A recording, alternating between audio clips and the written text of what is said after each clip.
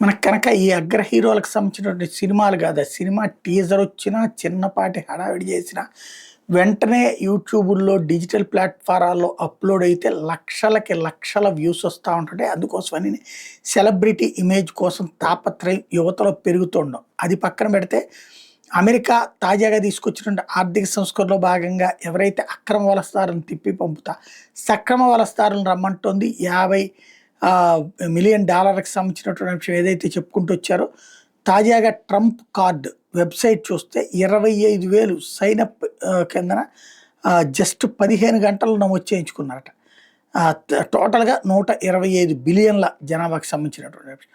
తద్వారా ట్రంప్‌కి ఒక పెద్ద సమస్య ఏంటయ్యా అంటే, గోల్డ్ కార్డ్ సక్సెస్ అయినట్టే. 25,000 అంటే కేవలం 15 గంటల్లో 25,000 కార్డులు, 50 లక్షల డాలర్ల అక్కడ డబ్బులు కుమ్మరిచ్చి మరీ వెళ్తున్నారు అంటే ఎలాంటి హవా ఉంది అర్థం చేసుకోవచ్చు.